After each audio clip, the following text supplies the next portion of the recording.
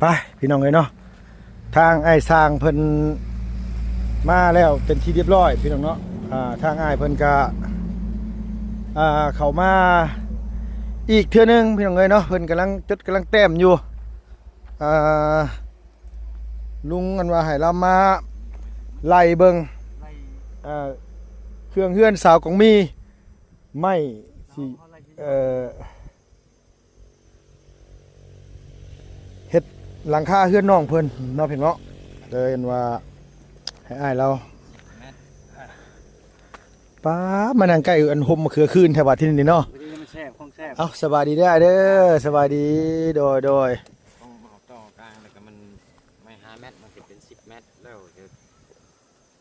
10 เมตรแปะของเฮินหลังตัวใหญ่เนี่ยมันมีแต่หลังมันมีแต่9 เมตรเลยเด้ หลังใหญ่ฮอด9 เมตรบ่อ้ายบ่หลังมันเด้อ๋อหลังคาเฮาไล่ว่าออกอันนั้นหางมันไล่คอนมันอ๋อไล่สังคอนมันคอนสีตองมาคืนครัวนี่บ่แม่นทั้งหน้าทั้งหลังนี่โอ้โดยหลังนี่มันก็เป็น9 เมตรโดยก็ไม่10 เมตรไม่5 เมตรนั่น2 เซนครับพอดีเลย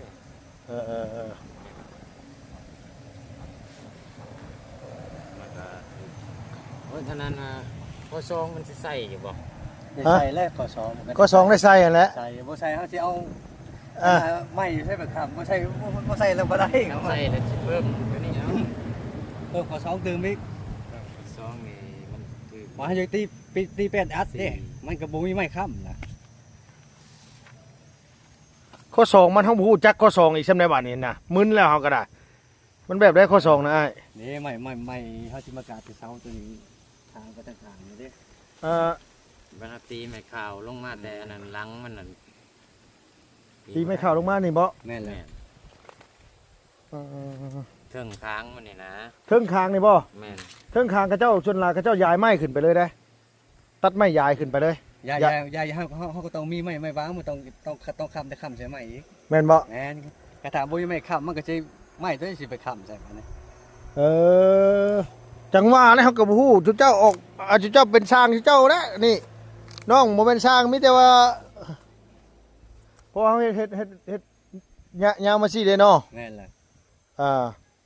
คันชุนเฮาขึ้น80ก็ชนลายน่ะเขาเจ้าสิไล่ไม้ลงมาเลยไล่ลงมาแต่สิใส่ก็ใส่แบบสิโตอันนั้นตอกผ้าตัวนั้นนะสีหน้าสีหยังมันก็มีแต่ว่าเขาเอาไม้นะ10ใส่หรือไม้8ใส่ก็ได้แม่นบ่ใส่ก็เนาะโดยที่ผ่านมาน่ะสินะอ้ายแปลว่าคือทั้งน่ะอันมาไม้โตอันยังเขาเอิ้นหยังสิยัวมันเนาะตัวเนาะสิยัวน่ะเขามาเขานิ่งลงมาพี่แล้วก็อันโตที่เฮาสิเอาไม้เสลาตีขึ้นไปนี่บ่สิว่าบ่น่ะแม่นเลยบ่ชนลายน่ะชนลายเขาเจ้าสิเอาไม้ตัดไม้หน้า5 คูณ 10นี่ก็เลี้ยงขึ้นไปเลยเลี้ยงตะไล่ขึ้นไปเลยนะเขาตอกตะปูใส่ไล่ขึ้นไปเลยแต่ละนั่นน่ะหรือว่าหน้าแม่ได้ใส่จะบ่ไปใส่ก็บ่ใส่ในหัวเสานี้ต่ำๆนี่ใส่อยู่หัวเสานี่ใส่แบบว่าหัวเสาเฮาอยู่แปะหัวเสาอยู่แล้วตัดแต่หัวเสานี่ไปหาหัวเสานั่นก็พอดีเลยไล่เสียงขึ้นไปเลยแม่นไล่เสียงขึ้นไปเลยนะสัมภามันซื่อเนาะฟ้าที่ว่าเอาไม้เสลาตีซื่อนี่ล่ะว่าบ่ได้ใช้แต่ผ่านมาน่ะมีแต่มีแต่เขาตีมีแต่ใส่ไม้เลี้ยงไปเลี้ยงยาวไปเลยนะมีแต่ใส่คือค้างเทิงแล้วก็ใส่สิโยเลยเนาะโดยซีเมนต์แบบนั้นแหละแต่ว่าไม่มองที่ว่าคือไอ้เว้าน่ะเขาเอาค้ำขึ้นไปเลยนะทั้ง3เสาใน3ต้นนี่เขาไล่ขึ้นไปเลยสินะขึ้นอันนี้เนาะมีแต่ใส่สิโยขึ้นมาในนี้เลยโดยแล้วบ่ได้ใส่ตัวนี้เนาะบ่ได้ใส่มาตัวนี้อันนี้เสาบ่ตัวนี้นะแม่นเสาอันนี้เนี่ยก็ต้องใช้ตัวนี้นะตัวนี้แหละเขาว่าเป็นข้อ2นี่ตัวค้างมันละมันค้างมันไปในนี้อีกนี่เนาะตัวค้างนี่ตัวนาหาตัวนี้เนาะโดยแบบเมาอันนี้คือหลังเฮือนมันบ่ทางนี้นะแม่นอันนี้ทางสิมันสิตกมาทางเฮือนครัวมันบ่แม่นตัวนี้นี่คืออันหน้า15เนาะไม้เนาะแม่นตัวนี้หน้า12เนาะแม่นส่วนหลายเนี่ยเฮาเห็นที่เพิ่นเฮ็ดบ้านมาน่ะเพิ่นตัดไม้ใส่นี่เลยเรียงมาแบบนี้เลยนะเรียงตามระดับไปเลยนะเรียงขึ้นไปซี่เลย ยัง โตกลางวางกลางเนี่ยเขาสิใส่ตอกสิใส่ตัวนี้เนี่ยนะกันว่าบ่ใส่ไม้ตัวนี้นะ คันมานั่นกันมีแต่ว่าชุบอ้ายใส่ มันจะใส่แล้วมันจะใส่ มันต้องได้ใส่คันมัน ใส่ไม้นะฮานะ10ก็ได้ โดยแม่นเอาไม้น้อยใส่ก็ได้หน้า10นี่ก็ได้นะ ถัง ถ้า ใส่ คุณ เนาะ 10แม่น ถังใส่อันนั้น โดย แต่ส่วนค้างนี่นะ โดย ค้างตัวนี้มาค้างเสาตัวนี้นี่เฮามาถังตัวนี้ก็ตอกออกมาใส่ โดย ได้ ตัดปฏิบัติใส่วางเท้าเลย แม่น โดย เอาต้นขับตื่นอีก6 โตไม่นะฮะนาชีพ 6โตบ่เนาะ 6 โตทั้งหนาเขาบ่ใส่ก็ได้ทั้งหนา โดยทั้งหน้า ต่ำแล้วทางหลังนี่ก็มันจะใส่อยู่ทางหลัง ได้รับลงมาอีกที ก็บ่ได้ใส่แน่นอนติดเลยเนาะติดบล็อกเป็นคุ้งเลยเด้อ แม่นตัวนี้น่ะมันติดบล็อกเลยตัวนี้น่ะ แม่น ตัวนี้มันติดบล็อกเลย ไล่แต่ทางกลางเอา6 โต ๆเอาตื่มออกอีก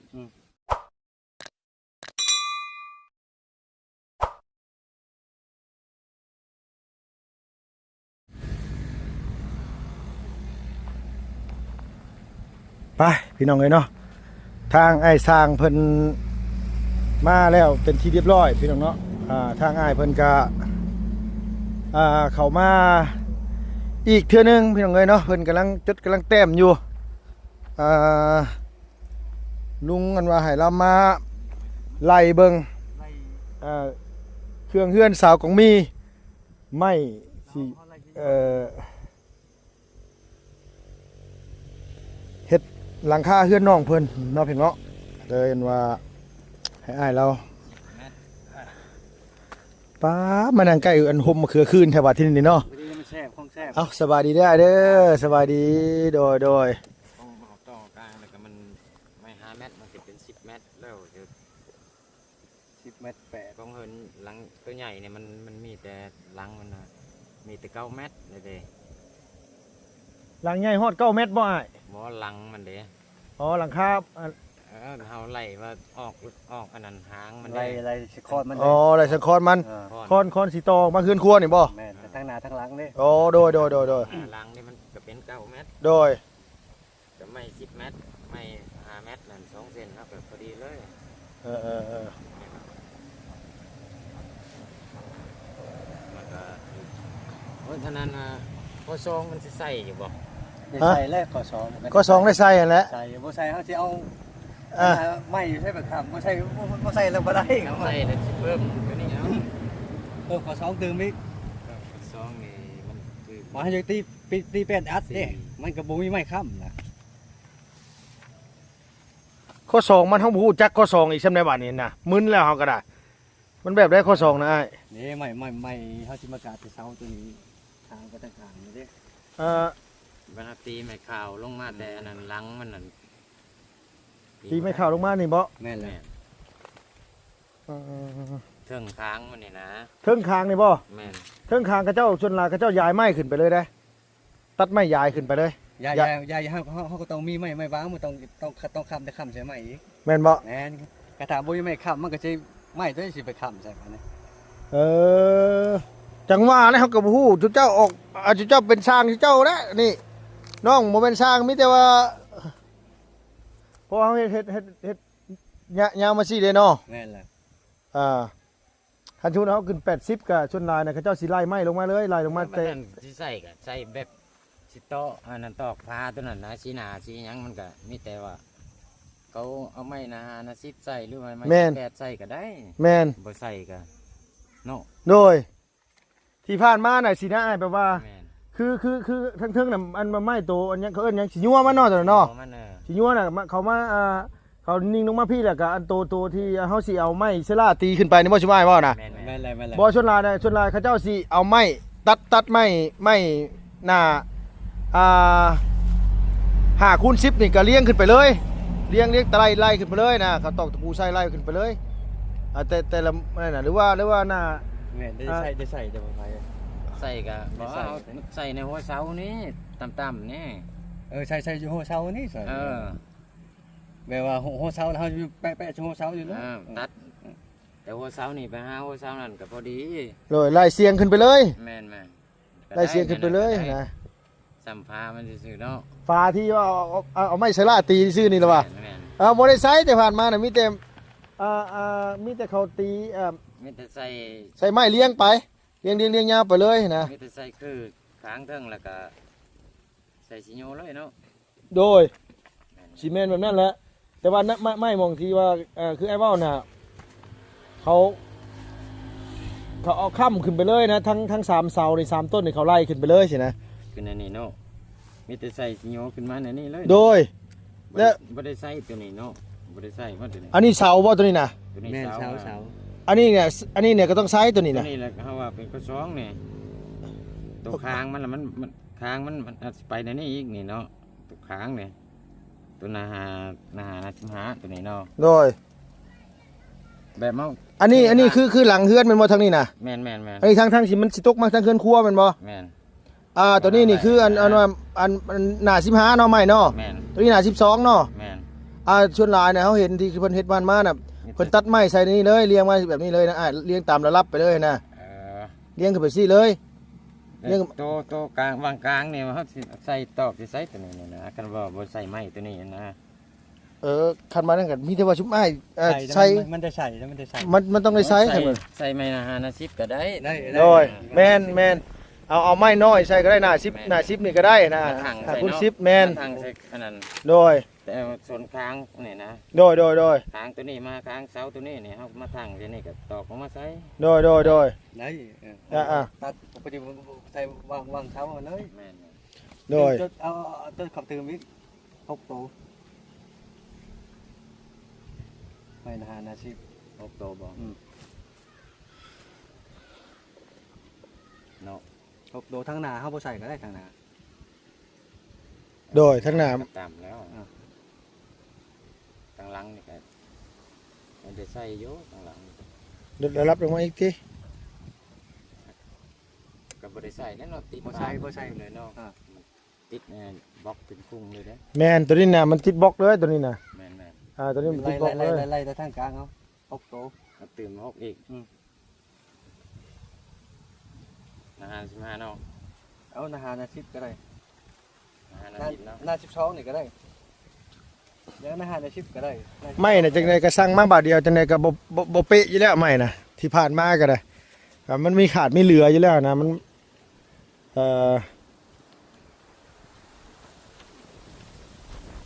นาหานา10เนาะ6โตบ่ 5คูณ10เนาะ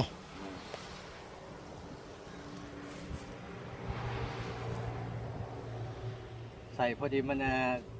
ครึ่งกับอันไม่เส้นมันนี่นะ โดย ตีกับอันไม่นะ โดย เอาจากแมตตัวนี้ เอาเนี่ยที่เอา5 เมตรเลยมาแล้วต้องเส้นหนึ่งกับ5 เมตร 5 เมตรเนาะ มันเลือกอะเขาก็เอามาต่ออยู่พี่อีก โดย 6โตตัวนี้มันโต5 เมตรตัวนี้เนาะ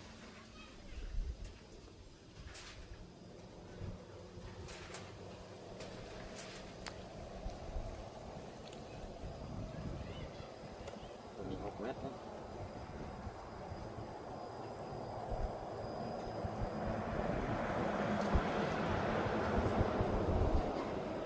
นี่แหละคาดว่า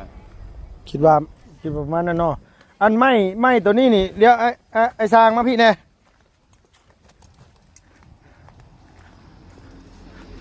ไม้ตัวที่ว่ามันพาดลงมาตัวนี้ก็น่า15คือกันแล้วว่ะ แม่นนา12นา12 น่า12บ่ตัวนี้น่ะ แม่น ตัวพาดตัวพี่น่ะน่า15เนาะ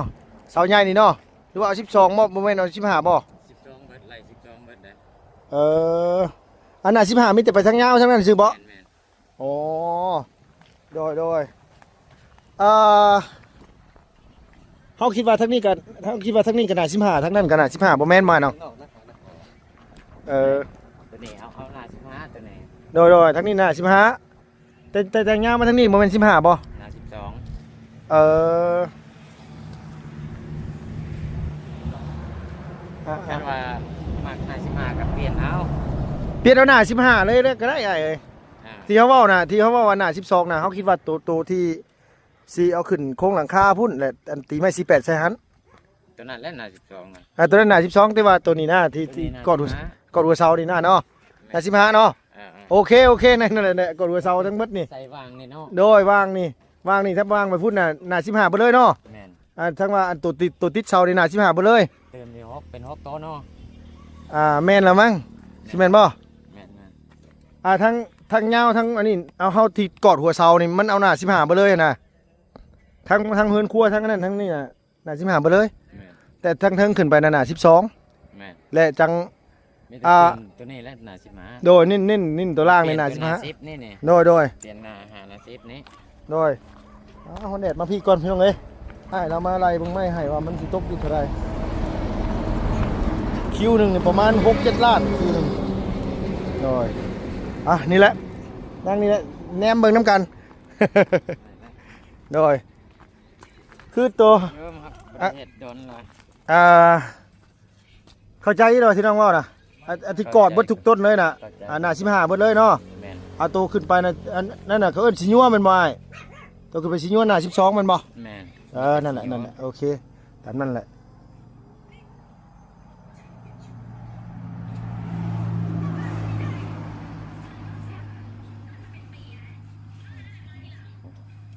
นี่เป็น17โต๊ะแล้วตรงนี้เนาะ หาคุณ15นี่บ่ แม่น โดย 15โต๊ะก็ได้กันว่า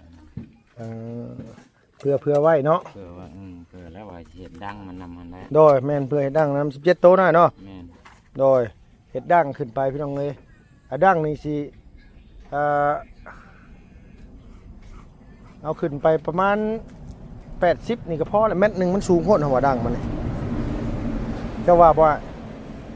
นี่งามนะแม่น เม็ดหนึงพอดีงามบ่เออ ขึ้นมันสูงเลย เออ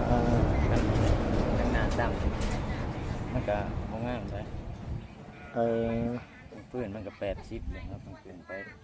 แมตรไปแล้ว โดย จริงๆบ่ ถ้าดังเอาขึ้นไปเป็นเม็ดพุ่นเสาข้างหน้านี่มันบ่ได้ซ้ำกันมันสิบ่ห่างกันโพดบ่เจ้าอย่าลืมเด้อว่าเสาข้างหน้ามันบ่ได้ซ้ำกันอ่ะ สามแล้ว เขาว่าน่ะเอาขึ้นไปบ่สูงบ่ได้ครับว่า ได้ต่อได้เสา หน้านี่เนาะได้ต่อครับว่าเนาะ เสา ได้ต่อเสาเพราะว่าเพิ่นสร้างเสามาแบบจักเพิ่นสร้างแบบใดมาแบบว่าทางผู้ใหญ่ใจดีเพิ่นสร้างให้บ่บุญแล้วสร้างมาให้นะแบบว่าที่จริงเนี่ยเขาบอกว่าเสาข้างหน้านี่กับเสาทางกลางเบิดทุกต้นนี่เอาซ้ำกันเบิดเนาะมันจะเฮ็ดง่ายเรือนนะ แม่น อันนี้เพิ่นสร้างแบบนี้มาโดดโอ้ ตั้ง ฮะ ต้องอยากได้รถมันก็ง่ายนิดนึงคือในนั้นนะมันก็รถหลายเติบได้ โดยแบบนั้นน่ะมันสิรุดหลายเติบอันนี้นี่เพิ่นแบบว่าสงสัยเพิ่นตอนแรกน่ะเพิ่นสิบ่ได้ให้ใส่ไม้อันยังเพิ่นว่าบ่ได้ให้ใส่ไม้เชื้อราเลยหรือว่าในใดครับก็บ่ฮู้นะคันบ่ใส่ไม้เชื้อรามันบ่งามหน่อยเนาะ แม่นนะ เฮือนนี่คันบ่ใส่ไม้เชื้อรานี่เอา เป็นบริษัทบ่ได้เทข้านเพิ่นแล้วติดบล็อกรถ คันบ่ใส่เทคานได้แม่นบ่ แม่นน้อยได้ติดบล็อกใส่เด้ เออ มันสูงมาเฮากะย่านมันล่มใส่อันนั้นเนาะ กันบ่ติดเทข้านใส่ แบบว่าเพิ่นสร้างเสามาแบบว่ามันแบบเสามันบ่ซ้ำกัน ว่าต่อก็บ่ได้สูงดอกต่ออีกประมาณ30เซนนี่แหละ แม่นบ่ ประมาณเล็กนี่นะ ต่อขึ้นไปอีกแม่นว่า แม่น โดยไอ้ต่อเป็นบ่เสา แล้วก็เป็นอยู่ดอก ได้อยู่ติ ได้อยู่ต่อซ้ำมันก็มีแบบมันแหล้วเนาะ โดยก็ตีแบบได้บ่อยเนาะต้องไปวัดไปหยังมาตีแบบหน่อยเนาะ แม่น แล้วเฮาเอาซื้อเล็กไปเสียบขึ้นไปต่ออีกมันมา แม่น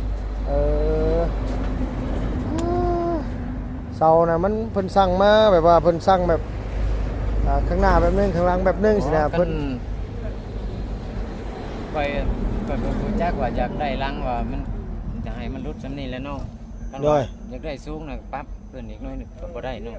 มันหน้าดินแหละมัน โดย มันเสาสั่นนะเนาะ แม่น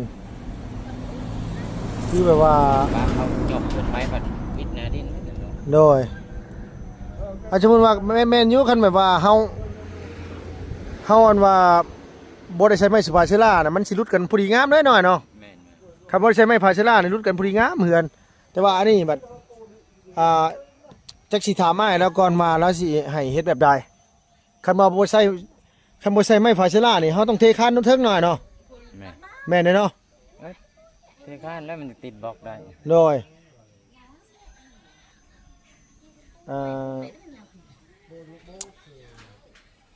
แบบว่าเพิ่นสร้างเสามาเพิ่นสร้าง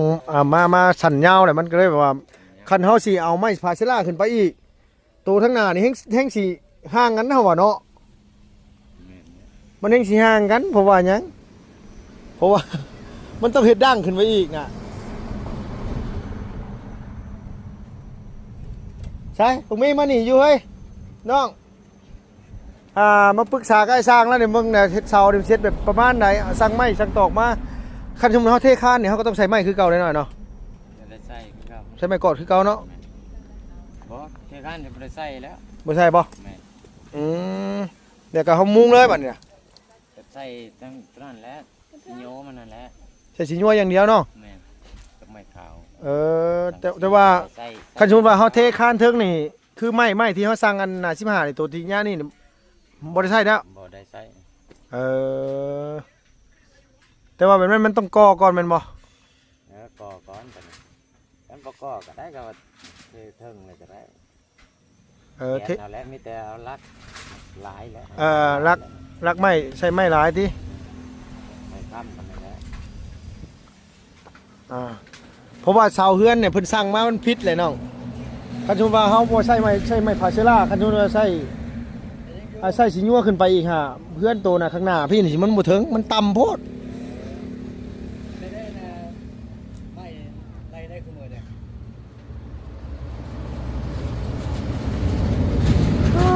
เพิ่นสั่งเสามาแบบว่าสั่งเสามาแบบกระดิกตก ใส่ทำมาสั่งสำคัญเลยสบายเลย แม่น ต่อหา เอาประมาณนะ ต่อเอาได้แม่นบ่ ได้ ต่อข้างหน้าเนาะมีแต่ว่าให้อ้ายแล้วต่อ3เสาหน้านี่เนาะแม่นบ่ แม่น ต่อ3เสาข้างหน้าต่อเอานางเอ้ยเนาะมันจังบ่มีปัญหาหยังมันจังบ่ยากว่าง่ายซะ จะง่าย มันจะง่ายหน่อยเนาะอันหนึงมากกับมันสิงามแน่ โดยมีแต่ว่าต่อเอามีแต่ว่าตกลงตามนั้นเด้ออ้ายไม่นะ แม่น โดยตั้งไม่อันมุงสังกะสีมันเอิ้นเขาไม่หยังนะไม่ฮะไม่หยังไม่หยัง ข่าวมาก ไม่ข่าวบ่อันนั้นสิใช่จักโตตัวนั้นจะคิดว่า ไป50โต๊ะตัวนี้ ไม่48เนาะ แม่น48 50โต๊ะ โดย ธรรมดามันก็40 โดย แล้วเพื่อว่าเฮ็ด เพื่อตัดเพื่อนั่นเพื่อนี่เนาะ เพื่อว่าเฮ็ดนั่นน่ะมันได้ โดย เฮ็ดรักษาเฮ็ดรักนั่นน่ะ โดย นั่น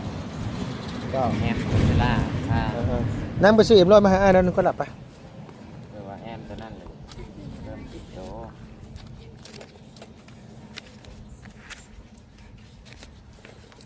ประมาณอากะไว้เพื่อไว้หั่นแหละซื้ออันว่าเอ็มร้อยกับถ้าอยากกินหยังก็ซื้อเอารถก็ต้องซื้อมาเพื่อถึงนะถึงกินแหละมีแต่ว่าต่อเอาเสาข้างหน้าหน่อยเนาะ แม่น โดยต่อเอาพี่น้องไงแต่ว่าหลังเฮือนครัวนี่นะตัวนี้นี่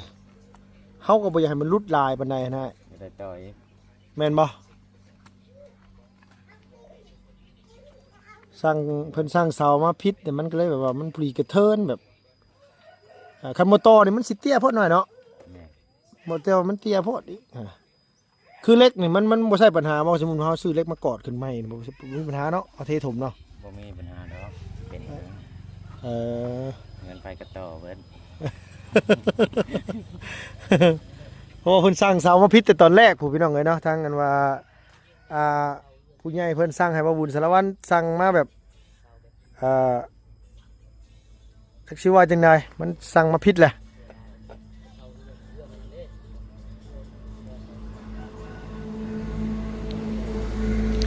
กันเฮือนนี่ตั้งเสานี่สร้างเสามานี่บ่อยากให้มันยากสั่งมาแบบเดียวกันเลย มาได้สร้างให้เจ้าปรับเองเฮ็ดเองฮะมันจะง่าย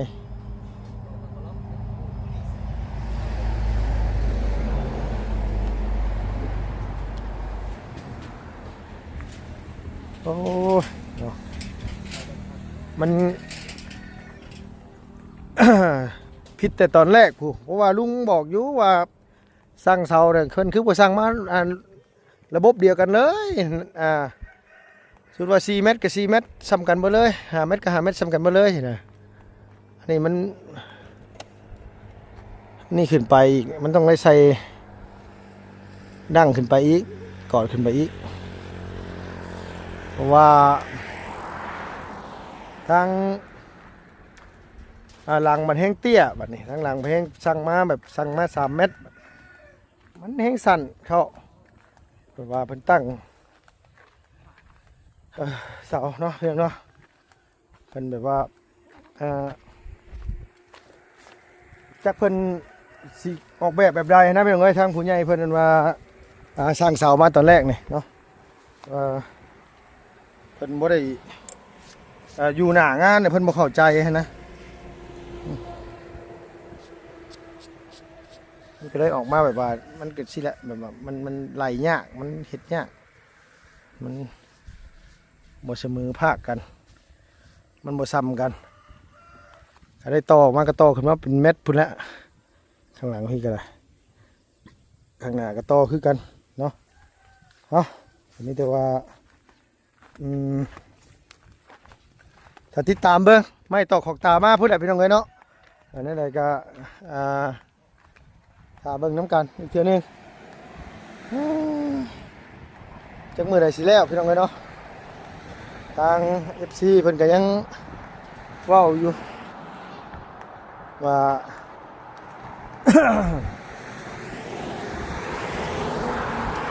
คือไปซอยผู้อื่นแน่ว่าซั่นว่าเอาเป็นเนาะคนเฮาคือลุงนี่ก็ได้รับผิดชอบงานอยู่นี่เราเป็นเนาะได้เฮ็ดเวียกอยู่นี่เราก็เฮ็ดให้มันแล้วให้มันเสร็จสิ้นเขาจะไปทางอื่นงานเขายังบ่ทันได้แล้วใช่ลุงไปทางอื่นก็จักสิว่าได้ใดลุงก็อยากไปคือกันก็น้อยสิไปหาน้องป๊อปกันเพิ่นเอาไว้เนาะโดยมีแต่ว่าตามนั่นแหละน้องเพิ่นเนาะอยู่ดีมีแห้งเบิดสุขุสุคนเพิ่นเอ้ยสบายดีเด้อ